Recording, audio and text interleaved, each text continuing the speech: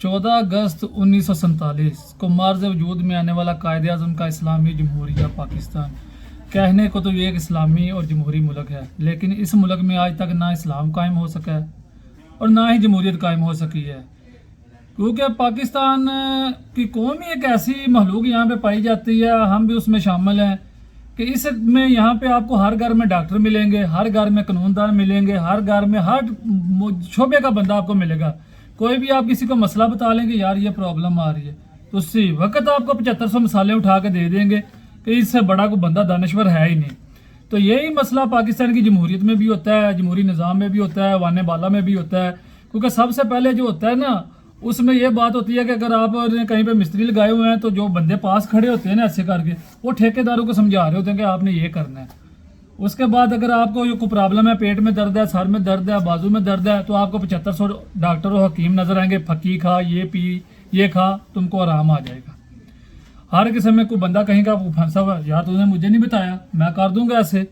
लेकिन ऐसा कुछ भी नहीं होता, हकीकत से इन चीज़ों का कोई तल्लक नहीं होता। अगर आप बीमार हैं तो आपको डॉक्टर के पास ही जाना चाहिए, क्योंकि जिस फील्ड में बंदा होता है ना, उसको उसका बेहतर पता होता है।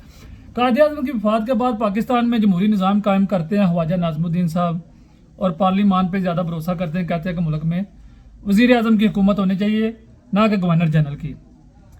और पहला वज़ीर आज़म मुंतखब किया जाता है खान लियाकत अली खान साहब को, जिनको 1951 में गोली मार दी जाती है, और उनके कातिल को भी सेम टाइम पे गोली मार के रफा दफा कर दिया। उनके कातिलों का आज तक पता नहीं चल सका उनको क्यों मारा गया, क्योंकि जिस बंदे ने उनको गोली मारी थी उसको सेम टाइम पे वहाँ पे ही मार दिया गया। लेकिन उनकी वफात के 7 साल के अंदर अंदर पाकिस्तान में कम से कम 7 से 8 वज़ीर आज़म को चेंज किया, जिनमें ख्वाजा नाज़मुद्दीन साहब, मोहम्मद अली बोगरा साहब, चौधरी मोहम्मद अली, हुसैन शहीद सोहरावर्दी साहब, इब्राहिम इस्माइल चंद्रेगर और मलक फरोज खान नून साहब। इन लोगों का क्या कसूर था? ये बंदे तो वज़ीर आज़म बने, हलफ लेकर अवाम की ताकत से ऊपर आए, लेकिन इन 6-7 सालों में ये कम से कम 6 से 7 लोग फारग कर दिए गए। लेकिन 1958 में फिर अयूब खान का सदारती निज़ाम शुरू होता है। वो पहले इमरजेंसी मुल्क में लगाते हैं, फिर मार्शल लॉ लगा देते हैं, फिर खुद ही वो सदर बन के बैठ जाते हैं। और उनकी वफात के बाद या उनका जो टर्नओवर ख़त्म होता है 1968 में, फिर मलक फरोज खान नून के जो आखिरी वज़ीर आज़म थे, उनके बाद जो आए हैं अयूब खान साहब, उनकी जगह पे जब जनरल याहिया खान साहब आए हैं ना, उन्होंने मुल्क में पार्लिमान की बालेदस्ती पे ही गौर दिया। और नूरुल अमीन साहब, जिनका ताल्लुक था मशरकी पाकिस्तान से, उनको कुछ दिन के लिए वज़ीर आज़म तो बना दिया, लेकिन वो अपना हलफ नहीं ले सके, क्योंकि उस दौरान मुल्क के 2 टुकड़े हो चुके थे। मुल्क के 2 टुकड़े क्यों हुए? क्योंकि इख्तलाफ था मशरकी और मगरबी पाकिस्तान का, जिनमें वाज़ेह करदार उस वक्त की इस्टेब्लिशमेंट ने ये करदार अदा किया। क्योंकि जब एक बंदा अक्सरियत के साथ ऊपर आता है ना, क्योंकि उस वक्त पाकिस्तान में 2 जमातें थी, क्योंकि 1971 में मुल्क में ऐसे हालात पैदा हो जाते हैं जिसकी वजह से बगावत कायम होती है। क्योंकि जब आप किसी को किसी का हक नहीं ना देंगे तो मुल्क में यही निज़ाम होगा। क्योंकि 1971 में ये वाज़ेह सूरत हाल थी। उससे पहले मुल्क में सिर्फ 2 जमातें थी, अवामी लीग और मुस्लिम लीग। लेकिन 1967 में जुल्फ़िकार अली भुट्टो साहब ने एक अपनी पार्टी कायम की थी, जिसका नाम था पीपल्स पार्टी। तो जो एक उससे पहले सिर्फ 2 ही जमातें थी, लेकिन तीसरी जमात फिर इसमें आ चुकी थी, शामिल हो चुकी थी। और उन्होंने अवाम के नाम पे एक जमात बना ली, लेकिन अवाम ने उनको 1971 के इंतखाबात में कोई वाज़ेह अक्सरियत नहीं दी थी, और जिसकी वजह से वो थोड़ा सा गुस्सा खा आ गए थे।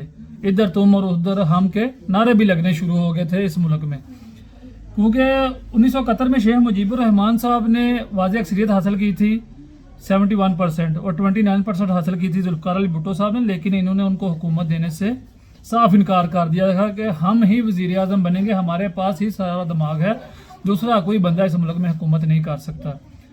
क्योंकि जिसकी वाज़ेह के साथ जिसके नतीजे में मशरक़ी पाकिस्तान मुल्क से अलहदा होकर पाकिस्तान के 2 हिस्से हो चुके थे।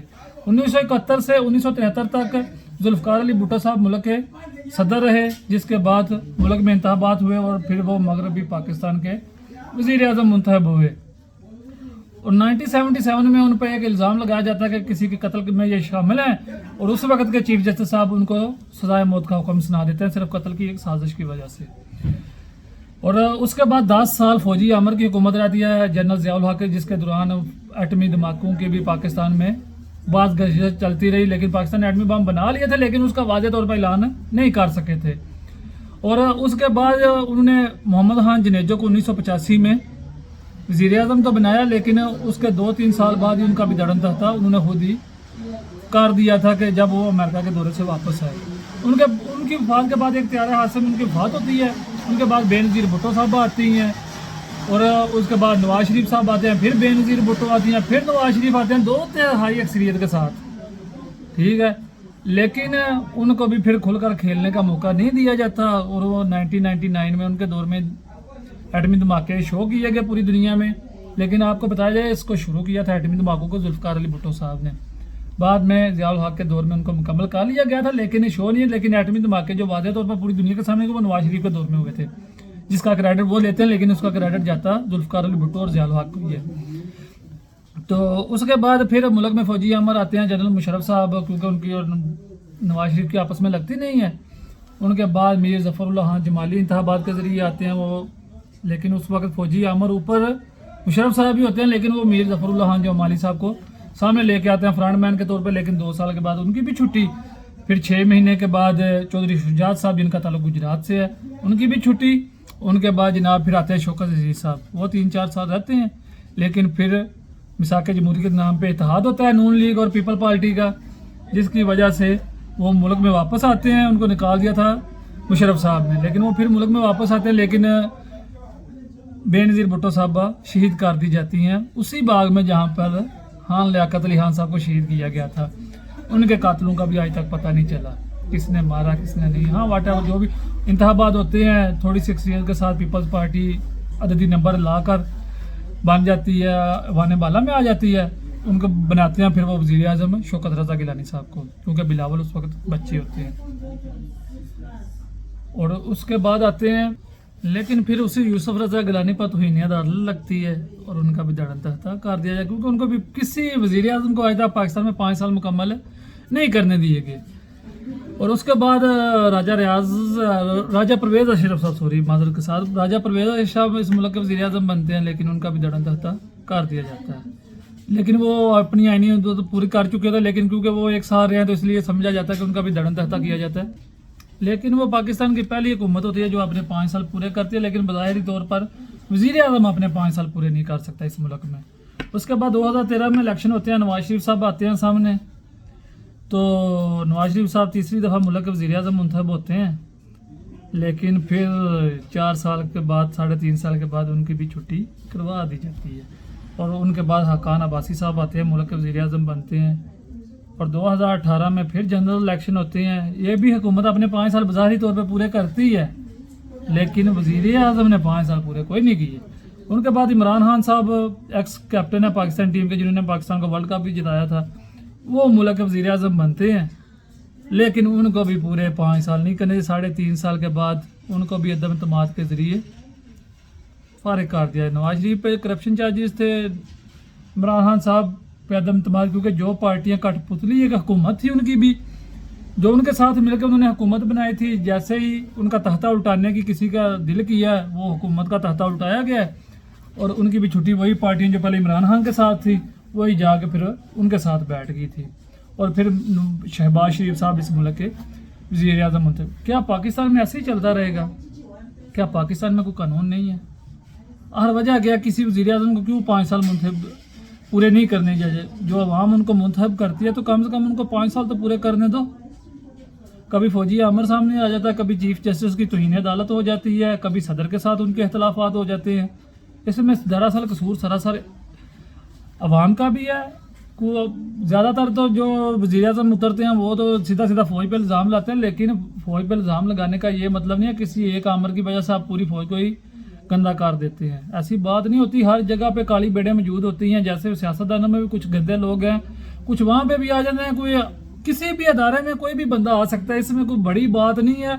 किसी एक बंदे की वजह से आप पूरे अदारे को कह दे कि इसके पास कुछ है ही नहीं, ये नाकाम है ये।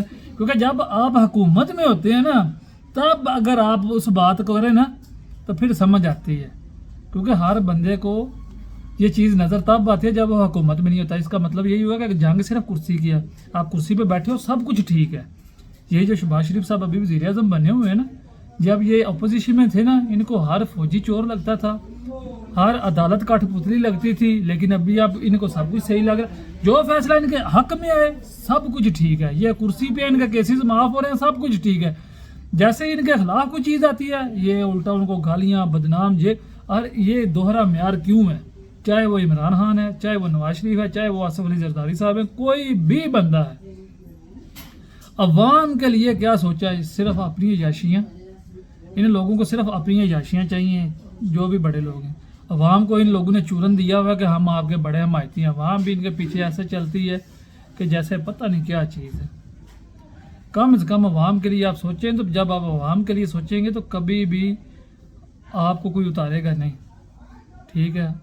کیونکہ جب آپ دل سے مخلص ہوتے ہیں تو پھر اللہ بھی آپ کی مدد کرتا ہے۔ اگر آپ کے پاس زیادتی ہو نا تو پھر آٹومیٹک عوام کا رجحان، کیونکہ جیسے ہی عمران خان اترا تھا نا تو اتنے لوگ اس کے ساتھ وزیر اعظم بننے کے وقت نہیں تھے جتنے ابھی اس کے ساتھ لگے ہوئے ہیں، ٹھیک ہے؟ ہو سکتا ہے اللہ کو کوئی اس کی نیت پسند ہو یا واٹ ایور، جو کچھ بھی ہونے والا ہے ابھی آنے والے دنوں میں اس بارے میں کچھ نہیں کہا جا سکتا، لیکن خدارا پاکستان کے بارے سوچیں، پہلے پاکستانی بنے، کیونکہ یہ حکومت میں ہوتے ہیں نا تو ان کے سارے کیسز بھی معاف ہو جاتے ہیں، یہ حاجی نمازی بن جاتے ہیں، لیکن جیسے یہ حکومت سے اترتے ہیں سارے کیسز ان پہ آ جاتے ہیں، پتہ نہیں یار کیا چکر کیا اس ملک میں چل رہا ہے، اور کچھ تو بات ہے نا کہ ہر یہ سب کچھ کیوں چلتا ہے؟ جب حکومت میں ہوتے ہیں تو ان کو کوئی گریبان سے پکڑ بھی نہیں سکتا، لیکن جیسے حکومت سے اترتے سب ان کے پیچھے لگے ہوتے ہیں، اور کیوں؟ کیا وجہ کیا ہے؟ ہر کیا ایسا چکر ہے؟ کیونکہ اسلامی ملک میں ہمیشہ حکمران بھی اسی قانون کے نیچے ہوتا ہے، لیکن یہاں پہ